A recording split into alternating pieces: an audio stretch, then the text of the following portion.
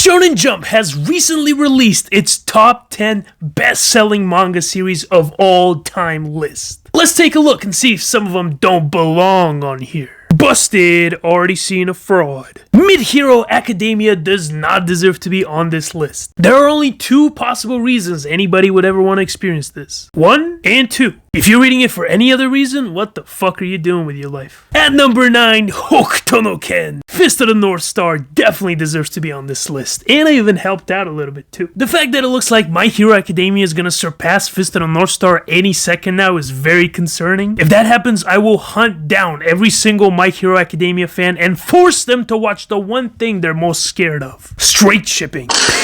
You want to talk about the real grandfather of battle shonen? It ain't Dragon Ball, it's this right here. And it's not one of those cases of, oh, you're just a hipster, you only like it because it's old. This shit not only holds up today, it's more gorgeous than almost any other modern manga we got going on. The Ultimate Chad series where everybody's mewing. It also has one of the greatest manga panels of all time. I'm personally more familiar with the translation of "In my life, I have no regrets, but I have no regrets in my existence" is arguably even more badass. Rao was the villain aiming for heaven way before Dio. Speaking of which, what a coincidence! At number 8, JoJo's. I'm once again taking a little bit of credit. I got all of part 3. One of the all-time GOATs. Getting a lot of inspiration from Fist of the North Star, and then making it its own. There are so many standout moments, phenomenal characters, and memeable manga panels. If I started listing them all, this would be a 10-hour video. My personal favorites are part 3, 4, and 7, but all of it deserves to be on the list. At number 7, Bleach. Now, I'm not saying I'm responsible for a lot of these sales, but I'm also not saying that I'm not saying.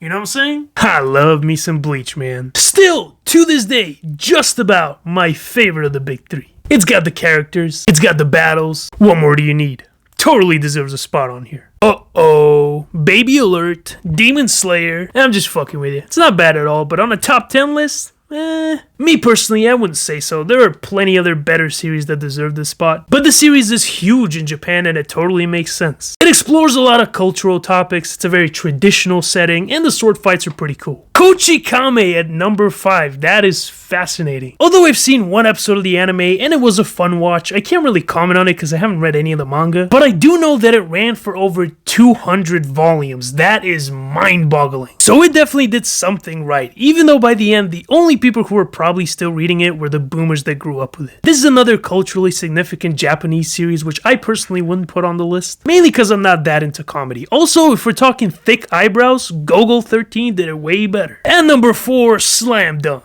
I've seen some of the anime and tons of edits of this, but I heard the manga is way better, so I can't judge it until I read it, but I'm gonna give it the benefit of the doubt. Seems like a great series from what I've seen. What I do know is it's been reprinted to oblivion, surprisingly so. Every time I go to a manga place, there's tons of Slam Dunk. All of them brand spanking new. Tell you what, if a box set comes out, I'll probably get it. Starting off the top 3 with Naruto. Now you guys know I'm a huge Boruto hater, but the OG Naruto is peak. I have no problem at all with this being on the list. Shippuden was kind of a mess. There was a lot of good, but also a lot of bad, and the writing started falling off. Especially right at the end. What the fuck was that, man? But OG Naruto?